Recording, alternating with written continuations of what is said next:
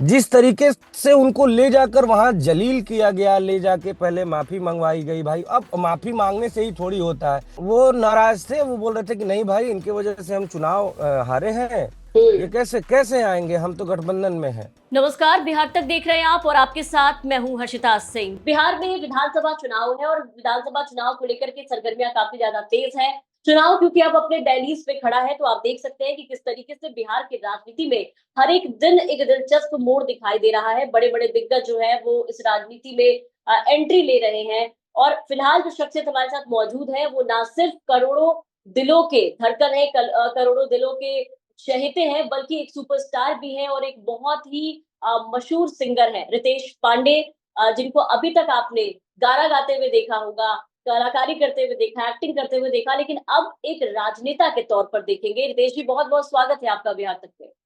बहुत बहुत धन्यवाद।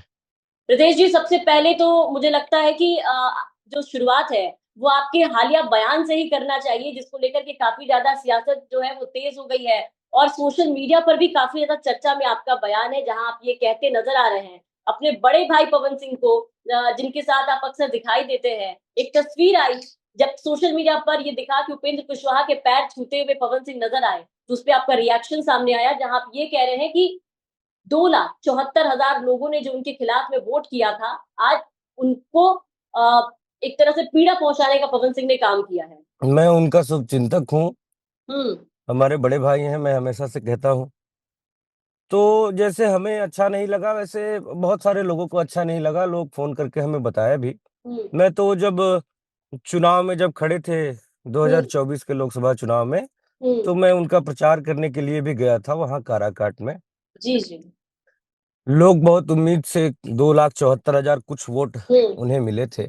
तो हमने यही कहा कि भाई, उनके खिलाफ वोट दिया है जिनका कल पैर छू रहे थे, तो उनको सभी को जो भी अपना मत, देखिए लोकतंत्र में सबसे कीमती अपना मत होता है।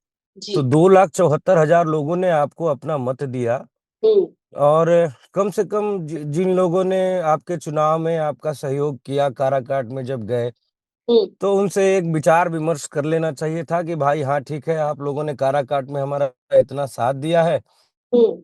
अब मैं ऐसा कदम उठाने जा रहा हूँ, क्या कहते हैं आप लोग। हम्म। तो थोड़ा अच्छा रहता।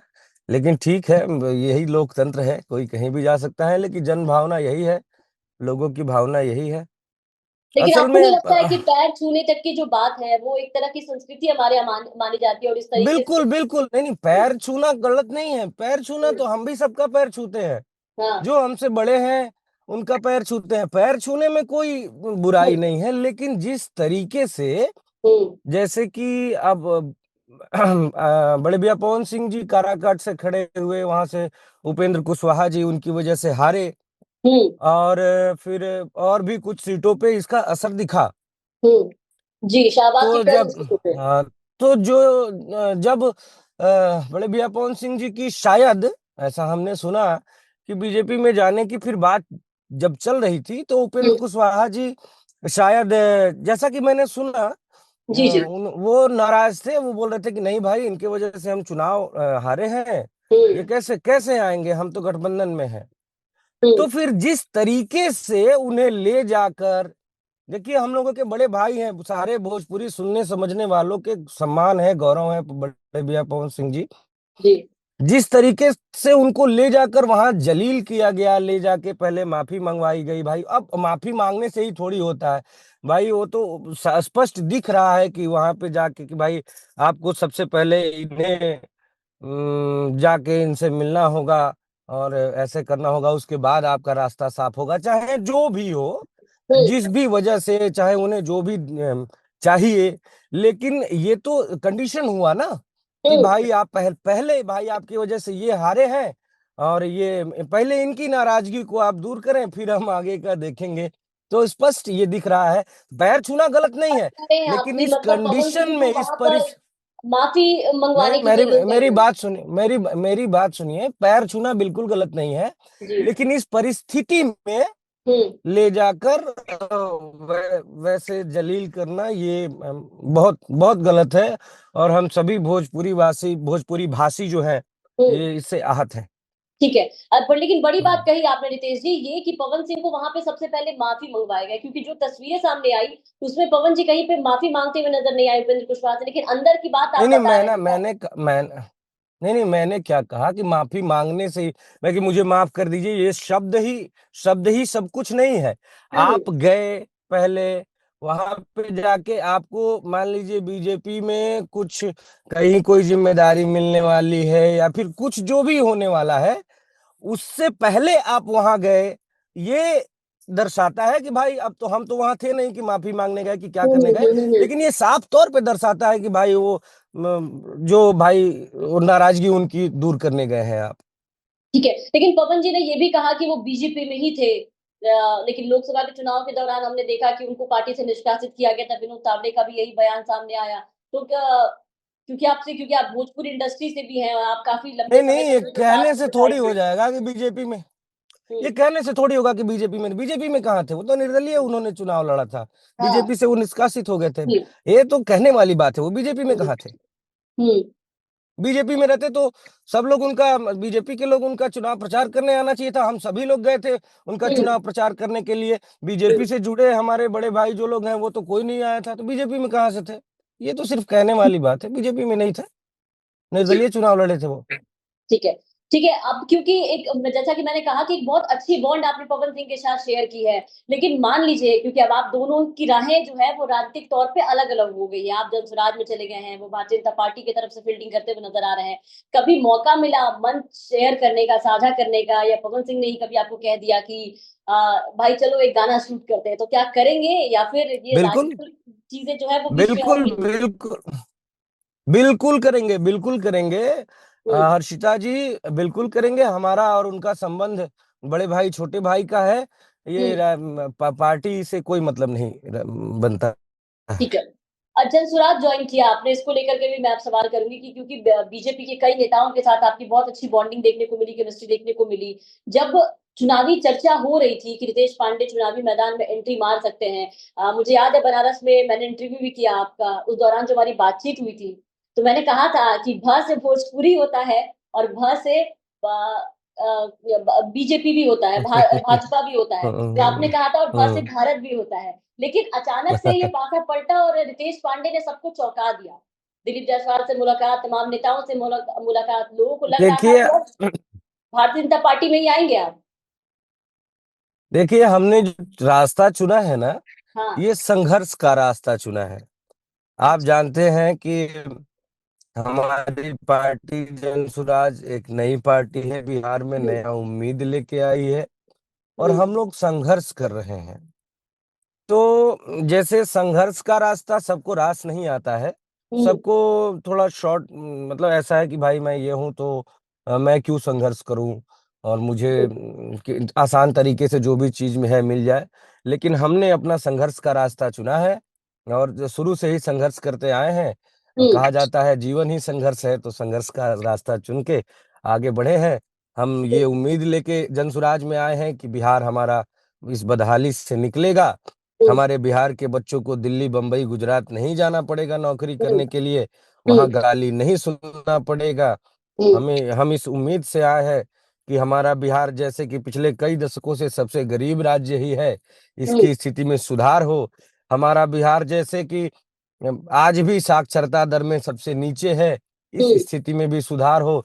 बहुत सारी आकांक्षाओं को लेकर मैं जनसुराज में आया हूं हम्म। और मुझे लग रहा है कि मेरा एकदम विश्वास है, दृढ़ विश्वास है कि हम लोग सरकार, जब भी व्यवस्था आएगी हम्म। जनसुराज की, हम्म। जो कि इस बार 2025 में व्यवस्था परिवर्तन होने जा रहा है, तो हम लोग इन सारी चीजों को सुदृढ़ करेंगे और बिहार को इस बदहाली से निकालेंगे। इसलिए मैं जनसुराज के साथ हूँ। ठीक है। तो जब आपने जनसुराज ज्वाइन किया, क्योंकि एक बड़ा चेहरा है आप भोजपुरी इंडस्ट्री का, तो ये भी एक वजह रही कि कहीं ना कहीं प्रशांत किशोर ने आपको शामिल कराने से पहले बिल्कुल सोचा नहीं और सीधा रितेश पांडे को शामिल कराया, और ये तो फैक्ट भी है। तो बातचीत हुई टिकट को लेकर के, तो क्या हमारी बातचीत जो हुई थी कि रितेश पांडे भभुआ से ही चुनाव लड़ेंगे, क्या जनसुराज में भी भभुआ से चुनाव लड़ने को लेकर के प्रशांत किशोर जी ने आश्वासन दिया? देखिए, हमारा लक्ष्य और हमारा जो उद्देश्य है, हम्म। हमारा बहुत बड़ा दल है। आप मेरा कैडर वोट समझिए, 1 करोड़ से ज्यादा लोग जुड़े हैं जनसुराज में। और इतने बड़े दल के साथ जुड़कर जिस प्रकार से कोई जिम्मेदारी अगर मिले, जन हमारा उद्देश्य जिसमें पूर्ति हो जन सेवा का, तो हम्म, हम किसी भी जिम्मेदारी के लिए तैयार हैं। चुनाव लड़े या ना लड़े, चुनाव लड़ने का जिम्मेदारी मिलेगा तो भी लड़ेंगे, अगर हम्म। नहीं लड़ने का जिम्मेदारी मिलेगा, कोई और जिम्मेदारी मिलेगा, तो उसको उसे भी ईमानदारी पूर्वक निर्वहन करने के लिए तैयार है। ठीक है। क्यों जैसा कि मैंने कहा कि भोजपुरी बैकग्राउंड और लोकप्रियता आपकी बहुत ज्यादा बड़ी है यूपी बिहार में, अगर देख लिया जाए तो। ऐसे तो हर जगह है, लेकिन यूपी बिहार के जो क्राउड है वो रितेश पांडे का नाम सुनते ही पागल हो जाते हैं, दीवाने हो जाते हैं आपके। तो ये जो आपकी लोकप्रियता है और जो आपका बैकग्राउंड है, मैं ये जानना चाहूंगी कि जनसुराज के मिशन में कैसे सहायक साबित हो रहा है ये। देखिए, हम हमारा काम ये है, जैसा कि मैंने अपने आप को एक काम दे दिया है कि हम्म, जो आदरणीय प्रशांत किशोर जी का जो विचार हम्म, है, हम्म, जो उनका मिशन है कि कैसे बिहार को इस बदहाली से निकालें, हम्म। उनकी बातों को मैं हर जगह पहुंचा रहा हूं। अच्छा। उसमें जिस प्रकार से भगवान श्री राम लंका जाने के लिए पुल बना रहे थे, हम्म, बंदर लोग पत्थर ला के रखते थे, तो उसमें एक छोटी सी गिलहरी थी, वो जाती थी अपने आप को बालू में लपेटती थी और उस बालू को लाके पत्थर की दरारों में भरती थी। तो हम्म। जिस प्रकार से वो गिलहरी सहयोग कर रही थी पुल को बनाने में, उसी प्रकार से मैं सहयोग कर रहा हूँ बिहार को बदलने में। जी, ठीक है। क्या आपको ये नहीं लगता है कि जिस तरीके से पॉलिटिकल पार्टीज जो है वो एक-एक करके भोजपुरी के सुपरस्टार्स को शामिल करा रही हैं, वो इसमें तो सबसे आगे भारतीय जनता पार्टी ही है। वो चाहे दिनेश लाल यादव निरहुआ हो, रवि किशन हो, मनोज तिवारी हो, पवन सिंह हो, एक नाम रितेश पांडे जी का भी आ रहा था, लेकिन वो थोड़ा-सा दूसरे ट्रैक पे चले गए। तो क्या आपको लगता है कि कहीं न कहीं ये जो पॉलिटिकल पार्टी है, ये भोजपुरी आर्टिस्टों का पॉलिटिकल उपयोग भी कर रही है एक तरह से जातीय समीकरण को साधने का? क्योंकि बिहार में एक तो कास्ट चीजें हम बोले, कास्ट में को देखे तो कुछ ज्यादा ही हावी है, और कहीं ना कहीं ये प्रभाव जो है वो आर्टिस्टों को लेकर के भी पड़ता है। एक जाति के आर्टिस्ट हैं तो लोग उनसे ज्यादा प्रभावित हो रहे हैं। देखिए, क्या है कि इस बार बिहार में जाति पाति से लोग ऊपर उठ चुके हैं, लोग बिहार को बदलने के लिए तैयार हैं। हम्म, रही बात, दूसरी बात भोजपुरी जो कलाकार हैं उनके उपयोग का, तो मैं ये मानता हूं कि ये तो बहुत अच्छी बात है। हम्म, जिस प्रकार से पिछले समय में राजनीति का अपराधीकरण हुआ था, कि अपराधी ही सिर्फ आते थे राजनीति में, तो उससे तो लाख गुना बढ़िया है कि एक कलाकार राजनीति में आए। आज हम्म। भी आप देखेंगे बिहार में अच्छा, जातिकरण उप, ठीक उप, है कि नहीं राजनीति में? अभी तो आप सोचिए कि जात पात की आज पॉलिटिक्स सबसे ज्यादा है। आज भी हम्म, आप बिहार में देखेंगे कि जिस पे 6-6 7-7 हत्या का मुकदमा है, हम्म, वो बिहार के उप मुख्यमंत्री बन के बैठे हैं। और जाति की जहां तक आप बोली हैं बात, इस बार बिहार हमारा जाति पाति से ऊपर उठकर वोट करेगा, हम्म। और व्यवस्था में बदलाव की पूरी तैयारी कर चुका है हमारा बिहार। ठीक है। रितेश जी, उप मुख्यमंत्री का नाम लिया आपने। प्रशांत किशोर भी लगातार, वो चाहे सम्राट चौधरी हो, अशोक चौधरी हो, दिलीप जायसवाल हो, या फिर कोई भी नेता हो एनडीए के, खास करके बीजेपी की अगर हम बात करें, बीजेपी के तमाम नेताओं को लगातार प्रशांत किशोर जो है वो निशाने पर ले रहे हैं। और सबसे बड़ा आरोप जो है वो फिलहाल सम्राट चौधरी पर ही उन्होंने लगाया है, शिल्प उद्यान मर्डर केस को लेकर के। क्या राय है आपकी इसके ऊपर, मैं जानना नहीं चाहूंगी। नहीं, आरोप जो मर्डर केस का है, हम्म, वो जो उनके पिता श्री शकुनी चौधरी जी हैं, उनके प्रतिद्वंदी जो थे कांग्रेस के कोई लीडर, हम्म, उनके 6 साथियों सहित बम फेंककर हत्या करने का आरोप है। वो 6 महीना जेल भी काट चुके हैं, और एक फर्जी सर्टिफिकेट जो नाबालिग होने का देकर वो बाहर आए हैं। हम्म, और उसके बाद लालू यादव जी ने उनको मंत्री बनाया। तो लालू यादव जी ऐसे किसी नाबालिग लड़के को थोड़ी ना मंत्री बना देंगे। तो जब हम्म, वो उन्होंने मंत्री बनाया, फिर उनके जो राजनैतिक विरोधी थे वो सुप्रीम कोर्ट गए।